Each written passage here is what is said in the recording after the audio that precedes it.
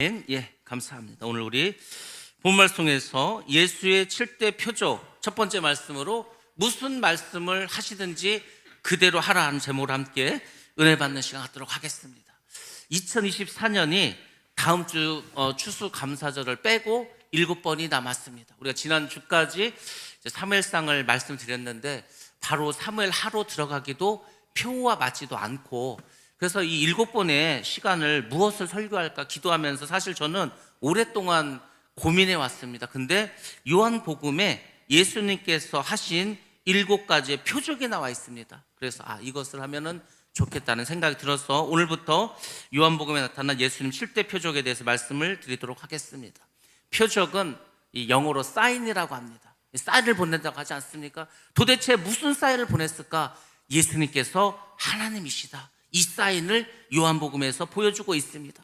그분은 우리의 구세주가 되시고 그리스도가 되시고 메시아가 되시는 분이다, 이것을 보여주는 것이 요한복음에 나온 7가지 표적입니다. 그래서 우리가 오늘 말씀을 잘 들으시고, 특별히 제가 이 말씀을 정한 이유는 오늘날 우리에게, 우리 한국교회, 우리 하늘성 교회에 정말로 필요한 것이 있다면 무엇일까? 그것은 바로 주님의 능력입니다. 초대교회의 기적입니다. 오늘날 기독교가 자꾸 힘을 잃어가고 있습니다. 신학생도 줄어들고, 신학생이 준다는 얘기는 목사의 수도 준다는 겁니다. 목사가 없는데 교회가 붕하겠습니까? 우리 지금 대한민국 교회에 가장 필요한 것이 무엇일까? 기적입니다. 오늘날 기적이 없는 세대를 우리가 살아가고 있고 능력이 없는 세대를 살아가고 있습니다. 그래서 오늘 이제 요한복음에 나온 이 표적들을 통해서 하나님은 살아계신다, 예수님이 하나님이시다, 그 하나님은, 그 주님은 오늘도 우리에게 기적을 베풀어 주시는 분이다, 이것을 여러분들이 잘 기억하시고 여러분의 삶 가운데서도 날마다 기적이 임하시기를 주님의 이름으로 축원합니다. 요한복음 1장에 보면 예수님이 나다나엘을 만나는 장면이 나옵니다. 나다나엘이 예수님을 처음 봤어. 근데 예수님께서 나다나엘을 아는 거예요. 네가 저 나무 밑에서 성경을 읽는 것을 보았다고, 내가 너를 알고 있다고. 깜짝 놀랍니다. 아니 어떻게 아시냐고. 그랬더니 예수님께서 그 나다나엘에게 이런 말씀하십니다. 내가 더 큰 일을 보게 될 것이다, 더 큰 일을 보게 될 것이다고 하고, 바로 이제 2장에 넘어가면은 바로 가나의 혼인잔치 기적이 나옵니다. 정말 큰 기적이지 않습니까? 포도주를 만들었습니다. 그것이 예수님이 말씀하신 더 큰 일들의 첫 번째 시작입니다. 2장의 시작은 이렇게 시작됩니다. 사흘째 되던 날 갈릴리 가나에 혼례가 있어. 그럼 도대체 뭘 기준으로 사흘째 되는 날이냐 이거죠. 자, 세례 요한이 예수님을 보고 이렇게 말했습니다. 보라, 세상죄를 지고 가는 하나님의 어린 양이로다, 이 말을 하고 3일이 지났다는 얘기입니다. 세례 요한이 예수님에게 그 말을 했다는 것은 예수님의 공생애가 본격적으로 시작됐다는 것을 알려주는 사건입니다. 그러니까 예수님께서 이제 공생애를 시작하시고 제자들과 함께 하나님의 일을 시작하십니다. 그 시작의 첫 번째 사건이 갈릴리 가나의 혼인잔치라는 겁니다. 여러분들, 결혼을 할 때 크게 3가지 요소가 필요합니다. 첫 번째는 주인공이 필요하죠. 신랑과 신부가 있어야 됩니다. 신랑과 신부가 없는 결혼식입니까? 반드시 있어야 될 주인공들입니다. 그 다음에 하객이 있어야 됩니다. 도망가서 둘이 하는 혼인이 아닌 한은 부모님도 있어야 되고 친구도 있어야 되고 친척도 있어야 되고 지뢰하는 사람도 있어야 되고 해야 되지 않겠습니까? 반드시 하객이 들어갑니다. 그리고 3번째는 혼인은 잔치이기 때문에 맛있는 음식이 있어야 합니다. 이것이 결혼식의 3대 요소입니다. 특별히 유대인들은 이 결혼식을 굉장히 인생에서 중요한 사건으로 봅니다. 그래서 일주일 동안 혼인잔치를 합니다. 이때 신랑과 신부는 정말 왕과 왕후처럼 그렇게 대접을 받습니다. 온 마을에 마을 잔치가 열려지는 겁니다. 그들이 노동자고 살기도 힘든데 누구네 집에 잔치가 열렸다. 그럼 일주일 동안은 먹고 마시고 즐기는 시간입니다. 아주 기쁜 시간이죠. 그래서 천국을 혼인잔치에 비유하신 겁니다.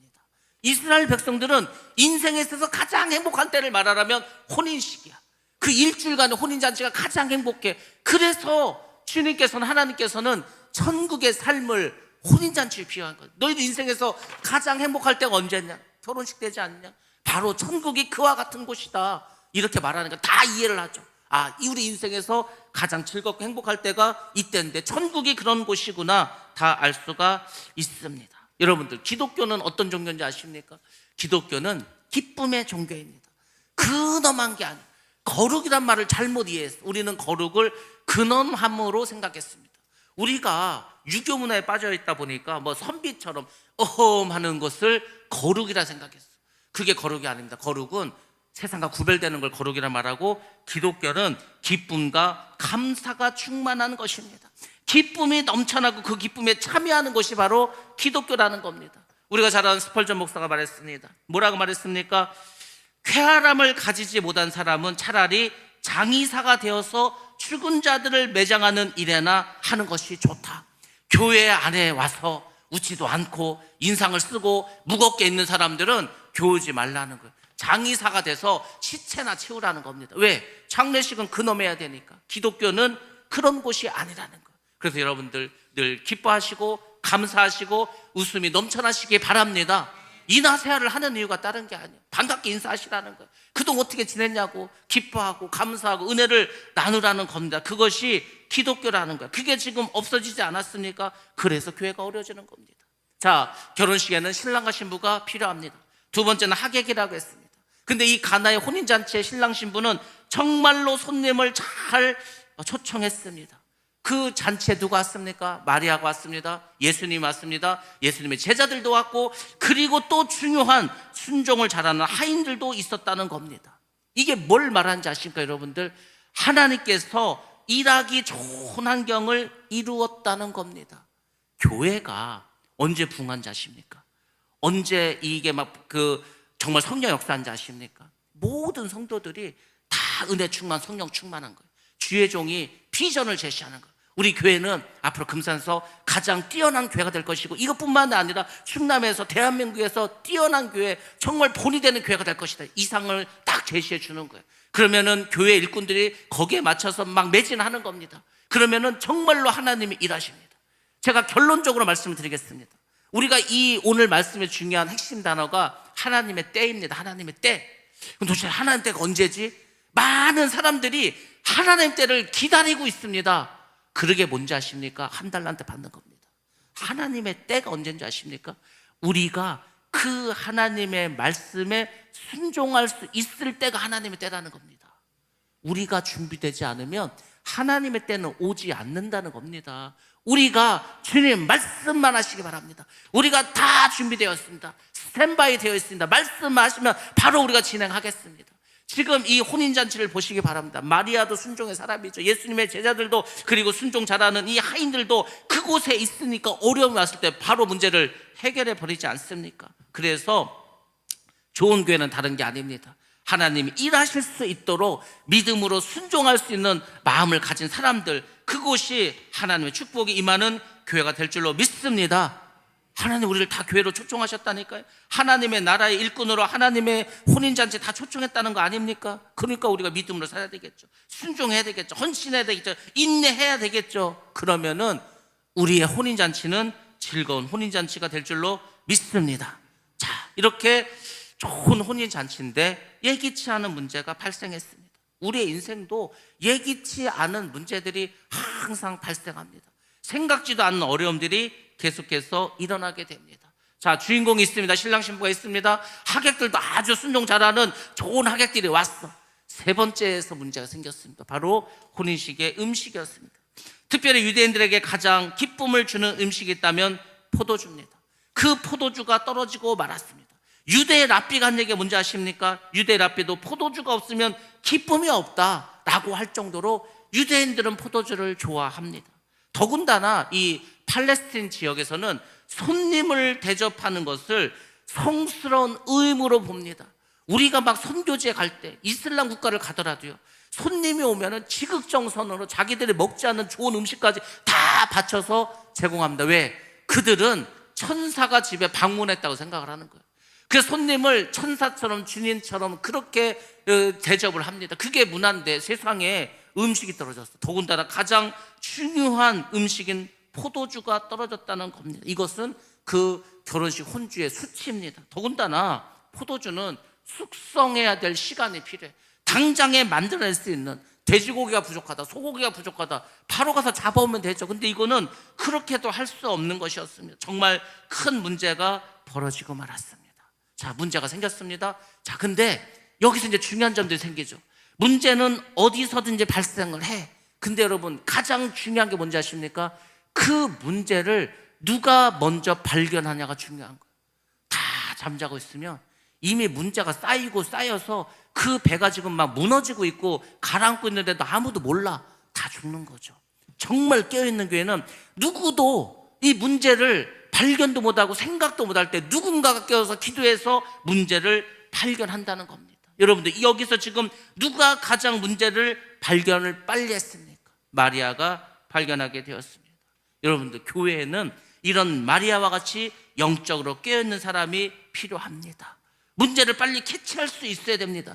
그래야 문제를 해결할 수 있는 거지 않습니까? 지금 이곳에 문제가 생겼습니다. 여러분들, 문제가 생기면 어떻게 됩니까?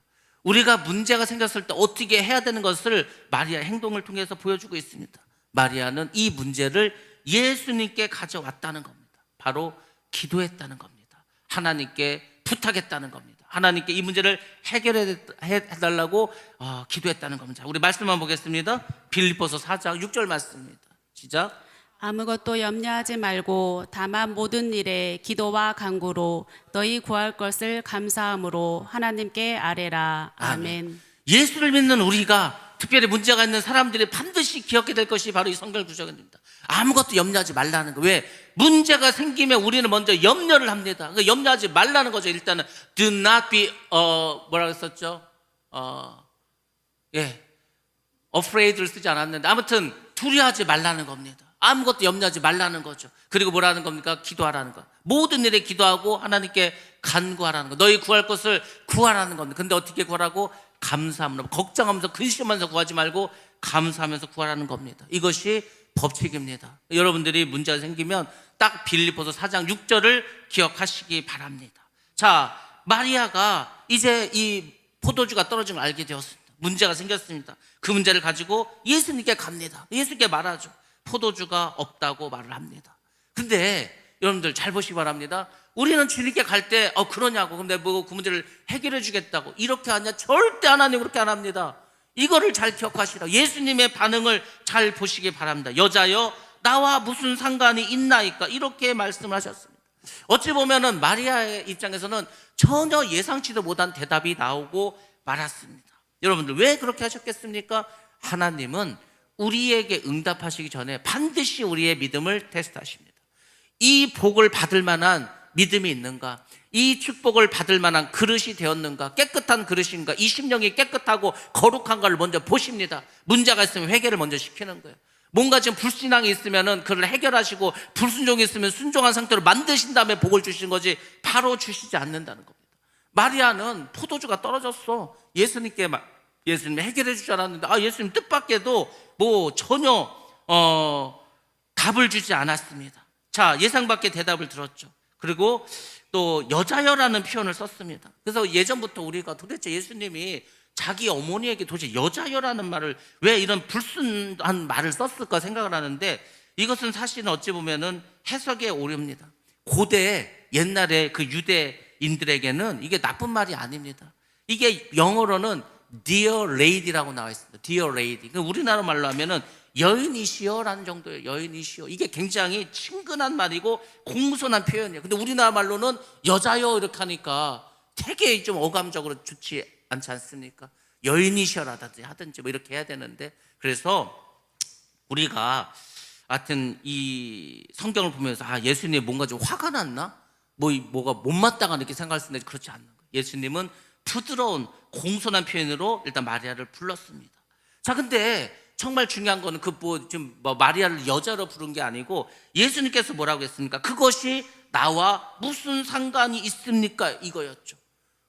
여기 포도주가 떨어진 거하고 나하고 무슨 상관이 있다고 그걸 나에게 말하십니까? 이건 역시도 뭔가 어감상으로는 좋지 않아. 예수님 왜 이런 식으로 말씀하시지? 자, 근데 그 다음에 이유가 나와 있습니다. 뭐라고 말합니까? 예수님이 아직 때가 이르지 않았습니다. 아직 나의 때가 되지 않았습니다. 그러니까 우리나라 말로 아주 옳게 번역을 하면 이거죠. 어머니, 사실은 제가 일을 할 수가 없습니다. 왜냐하면은 저는 아직도 저의 때가 이르지 않았습니다. 이 정도 말씀하신 거예요. 근데 우리가 지금 번역을 너무 이런 식으로 하다 보니까 예수님 뭔가 지금 불만이 있는가 이렇게 생각할 수 있는데 절대 그렇지 않다는 겁니다. 자, 그럼 여기서 중요한 게 있죠. 예수님께서 말씀하신 때가 뭡니까? 때. 도대체 하나님의 때는 뭐라는 겁니까? 하나님의 때가 도대체 뭔데 그 하나님의 때가 안 됐다고 하는 겁니까? 하나님의 때라는 것은 이것입니다. 하나님의 영광이 나타나는 때입니다. 하나님의 때라는 것은 하나님께서 그때에 하나님의 일하시고 하나님의 영광을 받으시는 때를 말하는 겁니다. 그러니까 예수님께서도 그 말씀을 하시는 거죠. 하나님께서 영광을 받으실 때가 아직은 아닙니다라고 말을 하는 거예요. 예수님은 공생을 하시면서 하나님의 때를 매우 중요시 여기셨습니다.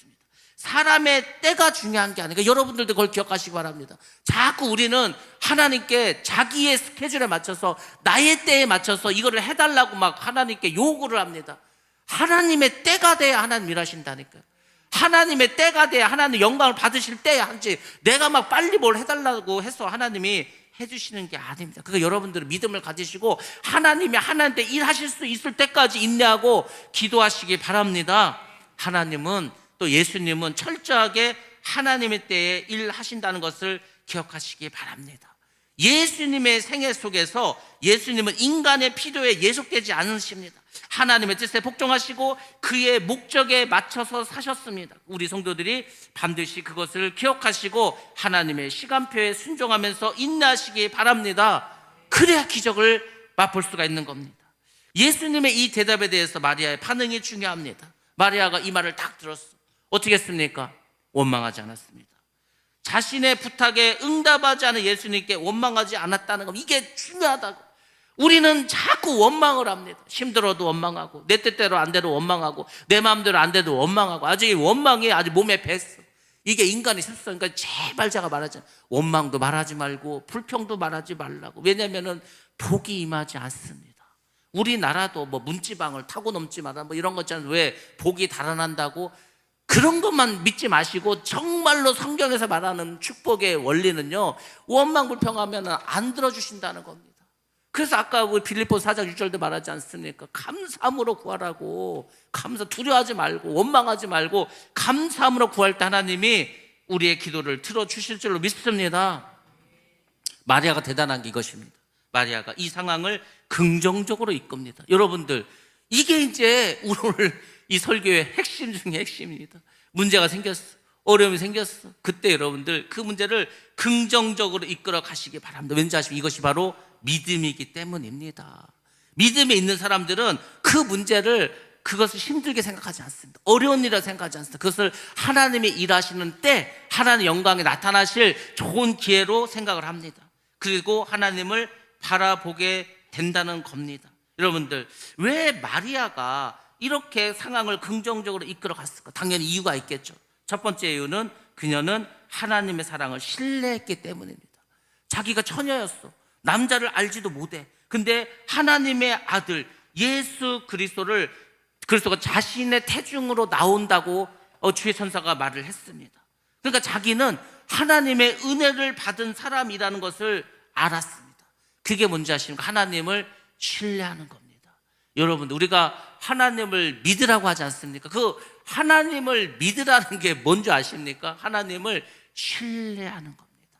하나님은 신용이 있으셔. 하나님은 거짓말하는 분이 아니야. 하나님은 어떤 상황 속에서 나와 함께 하시고 나를 지켜주시고 아무리 힘든 일이 있어도 반드시 해결해 주시는 분이야. 이 마음이 우리에게 있지 않고 절대 기적이 일어나지 않는다는 겁니다. 여러분, 순간순간 위기가 찾아왔어. 제가 말했잖아요. 지난주인가 지난주에 그 무슨 자유총연맹 행사를 해야 되는데 제가 늦었어. 빨리 가야 되는데 시간이 이제 1, 2분밖에 안 남았어. 주차할 데도 없어. 그 앞에 차는 가지도 않아. 큰일 났어. 그 짧은 시간에 기도했어. 하나님, 어쨌거나 제가 주차하고 10시까지는 무조건 들어가게 해주실 줄로 믿습니다. 막 기도했어. 앞차가 움직여서 빠지기 시작합니다. 차가 될 데가 없어, 더 이상. 근데 좁은 길이 있어. 그 뒷건물로 가는 좁은 길. 그 좁은 길로 살살 들어갔어.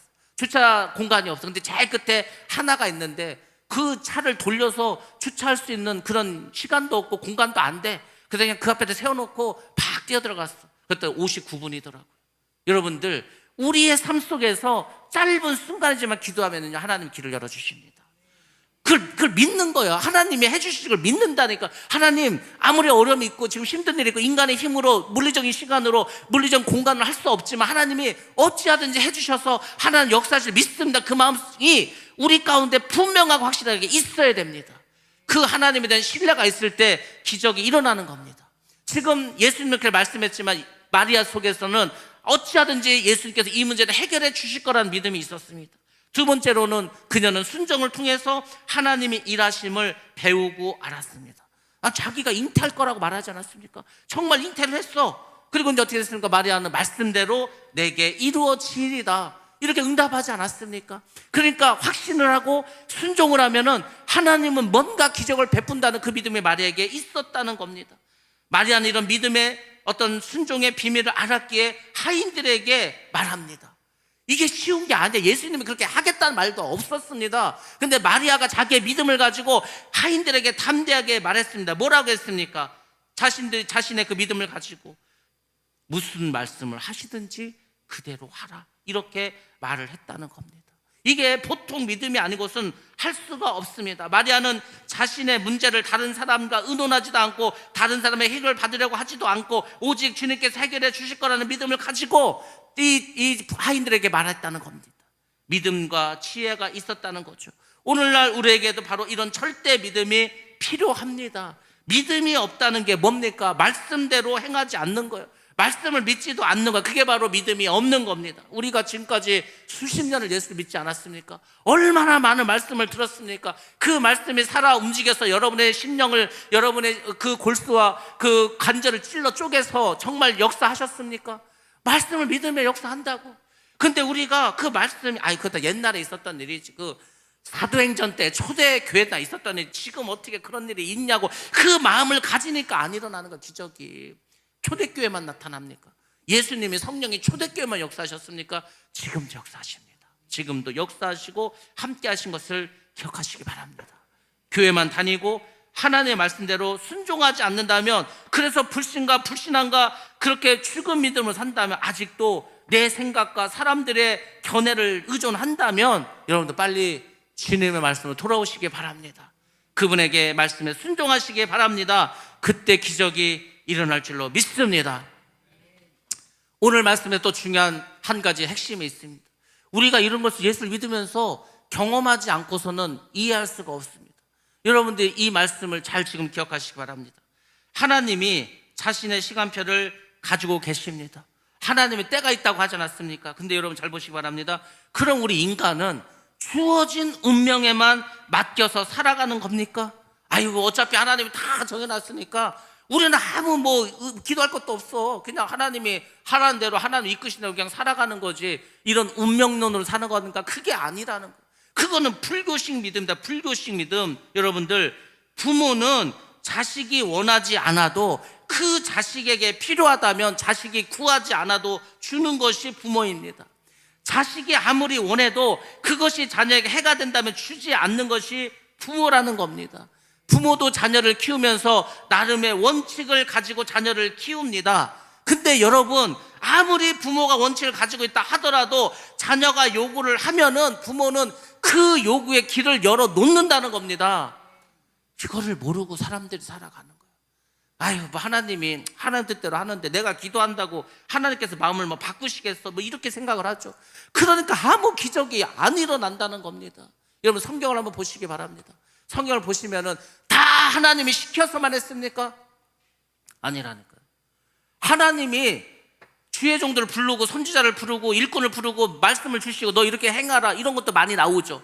근데 어떤 경우는요, 그렇지 않아. 막 구하니까 하나님이 역사하신 거 많지 않습니까? 대표적인 게 뭡니까? 여호수가 막 지금 아말렉과 전쟁을 하는데 이거 다 죽여야 되는데 해가지고 있어. 하나님께 뭐라고 했습니까? 저 해 지지 않게 머물러 달라고 하지 않습니까? 그 해를 어떻게, 하나님은요 이 우주를 창조하시면서 해가 이렇게 우리 지구가 자전하고 공전하게 이렇게 다 만들어 놨어. 그걸 멈추셨다니까요. 하늘도 멈추시고, 하늘도. 하나님이 그런 분입니다. 우리가 간절히 기도하면은 하나님께서 하나님 원칙과 상관이 없이 우리의 기도를 들어줄 때가 있다니까요. 하나님이 그렇게 하시는 분입니다.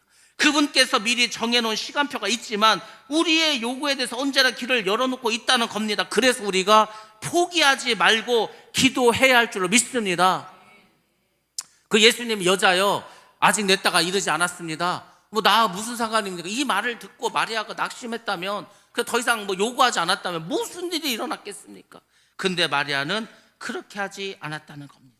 포기하지 않는 마리아에게 하나님이 응답해 주셨습니다. 자, 하나님께서 응답을 하셨는데 이제 잘 보시기 바랍니다. 우리는 잘 보시기 바랍니다. 이게 아주 중요한데, 우리는 물이 포도주로 변한 기적의 사건에만 늘 관심을 갖습니다.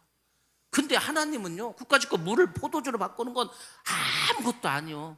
그게 뭐 어렵습니까? 하나님이 쉽지? 하나님은 그게 중요한 게 아니고, 이런 상황 속에서 마리아가 순종을 하고 그 종이 순종하는 거 아는가, 이것만 보셨다는, 그러니까 이 기적의 핵심은 물이 변하여 포도주가 되었다가 아니라 과연 이 예수님의 말씀 속에서 마리아가 하인들이 순종했냐 안 했냐, 이게 더 중요했다는 겁니다. 오늘날 우리가 기적이 일어나지 않는 게 여기에 있다니까. 우리가 믿지도 않고 신뢰하지도 않고 우리가 그 하나님의 은혜에 대해서, 하나님의 축복에 대해서 알지 못하는데, 순종하지 않는데 무슨 일이 벌어지겠습니까? 그래서 오늘 여러분들 이 기적의 사건을 잘 보시기 바랍니다. 잔치집에 이제 하나님께서 이 포기하지 않는 마리아의 그 요구에 응답해 주십니다. 잔치집에 봤더니 물 항아리가 6개가 있었습니다. 예수님은 하인들에게 말합니다. 항아리의 물을 어떻게 하는가? 가득 채우라고 합니다.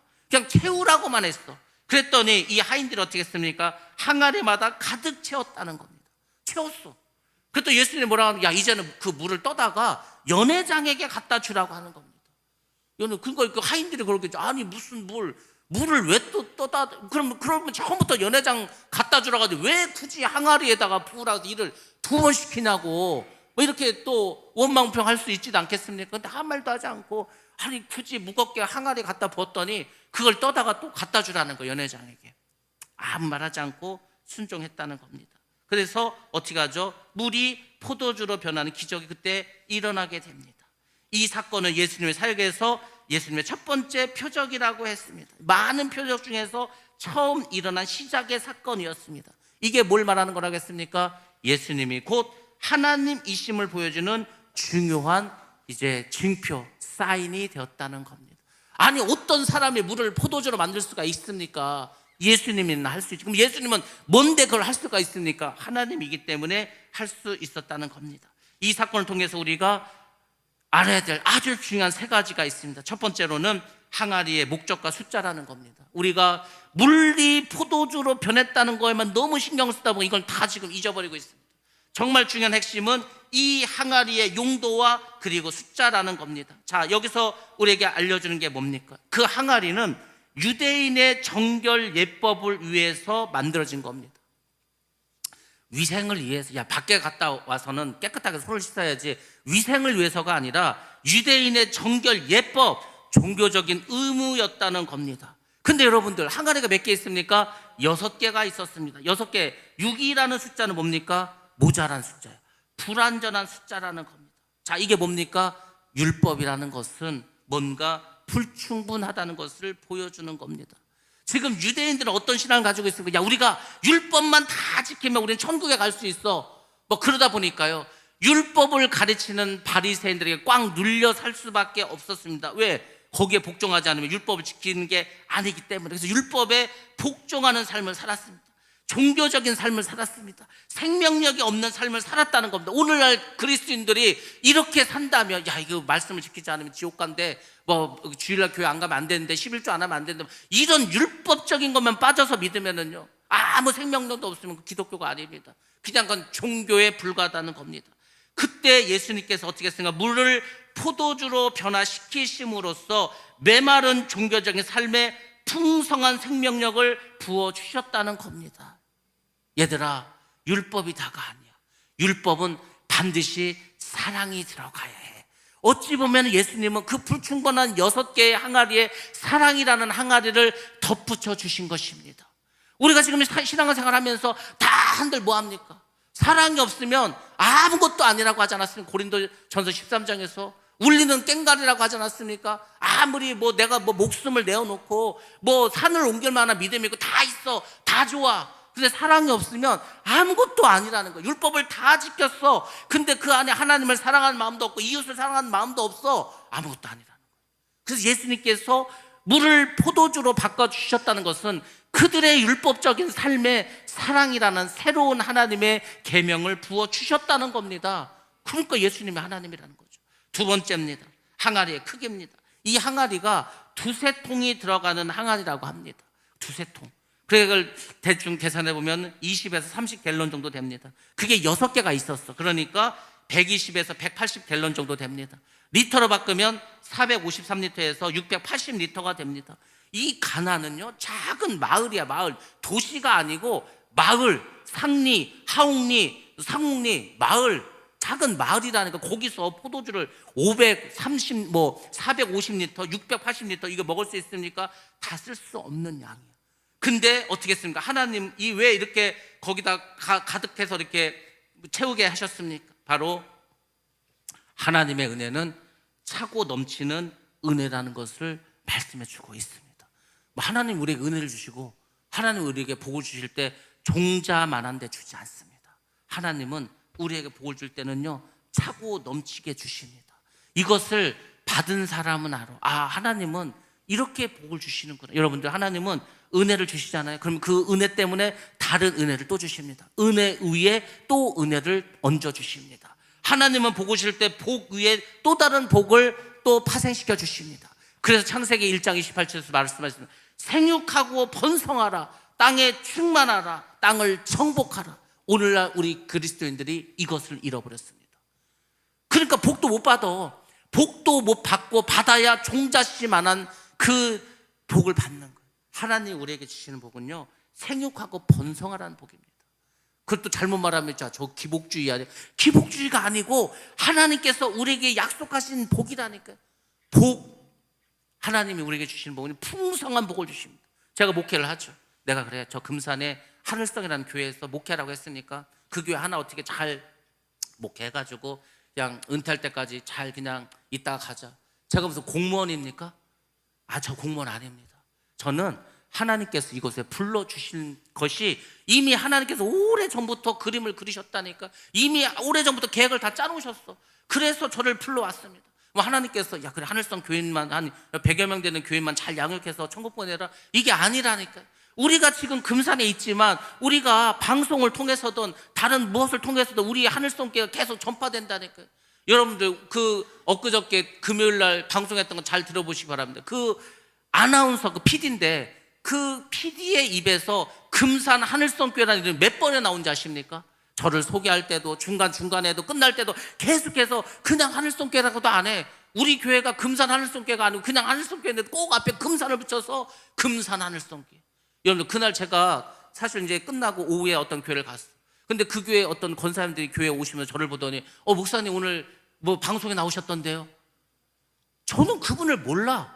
근데 그분은 제가 하늘성교회인 걸, 목사인 걸 알아. 그분이 방송을 들었어. 금산에 있는 사람들은 들은지 아십니까? 충남에 있는 사람들, 대전에 있는 사람들, 전북에 있는 사람들도요 듣습니다. 그러면 누군가는 생각하겠죠. 야, 금산에 하늘성교회라는 교회가 있구나. 아, 그 목사님이 소망의 기도를 했는데, 아, 기도할 때 내가 은혜를 받았어. 누군가는 들었습니다. 저는 그래서 생각하는 거예요. 하나님, 우리가 정말 10원 한 장 드리지 않고 이렇게 우리 교회를 전파할 수 있게 해주셔서 감사합니다. 여러분들, 하나님은요 우리에게 그냥 여기서 이렇게 우리끼리 깨작깨작하게 이렇게 살라고 이게 기회를 주신 게 아니라니까. 우리 교회를 통해서 미얀마도, 베트남도, 태국도, 저 아프리카도 계속해서 우리를 통해서 뭔가 일할 수 있도록 만들어 주신다니까. 하나님의 때가 뭐라고 했습니까? 결론적으로 하나님의 때는 우리가 하나님의 말씀에 순종해서 우리가 하나님의 일을 할 수 있을 때가 하나님의 때라고.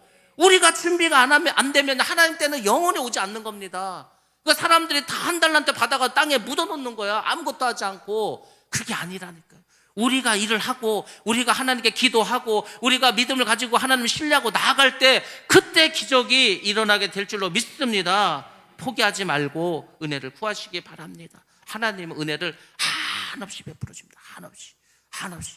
제가 말씀드리지 않았습니까? 그 대전에 있는 그 방앗간 그 권사님 대도 잘 되고 자식 대도 잘 되고 그 자녀들의 그 손자 손녀들에게는요 더 큰 복이 막 흘러갑니다. 하나님이 그 당대만 복을 주시는 게 아니고 3대 4대 1000대까지 복을 주신다고 하셨는데 왜 여러분들 그렇게 하나님의 복을 종자씨로 만들어 버립니까? 하나님은 은혜에 의해 은혜, 이 6개 항아리를 가득 채울 수 있는 그런 복을 내려주십니다. 그 복을 우리 하늘성교회와 우리 모든 가정이 받아 누려야 할 줄로 믿습니다. 세 번째로는 사람들의 반응입니다. 포도주의 맛에 사람들이 감탄을 합니다. 10절 말씀에 보면은 뭐라고 말하는 거예요? 그들은 정말 이 포도주의 맛이 양이 아니라 질적인 편에 놀란다는 것을 말해주고 있습니다. 사람들마다 먼저 좋은 포도주를 내고 취한 후에 낮은 것을 내거늘 그대는 지금까지 좋은 포도주를 두었다 합니다. 처음에는 좋은 포도주 내놔. 나중에 사람들 취하면은 이제 술 맛도 몰라. 그러니까 막 싼 거 그냥 막 내놔. 근데 여기는 처음에도 괜찮은 줄 알았는데 나중에 가니까 보도 못했던 너무 맛있는 포도주를 내놓는 거예요. 여러분들 그렇습니다. 하나님께서 우리에게 변화를 주실 때는 양적인 변화를 주시는 것뿐만 아니라 반드시 질적인 변화를 주신다는 겁니다. 예수님께서 우리 안에 오시고 성령께서 우리를 변화시켜 주시면 우리는 전혀 다른 존재가 된다는 겁니다. 다른 존재.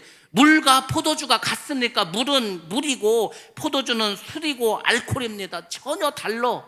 여러분들 예수를 믿으면 성령 임하시면 우리는 전혀 달라집니다. 성질도 변합니다. 본질의 변화를 갖게 된다는 겁니다. 그리고 무한한 변화가 우리 삶 가운데 이루어진다는 겁니다. 그래서 신앙은 다른 게 아닙니다. 신앙은 근엄하고 그리고 뭔가 어두운 그 삶 속에서 기쁨과 감사로 변하는 그런 질적인 변화가 날마다 이루어지게 될 줄로 믿습니다.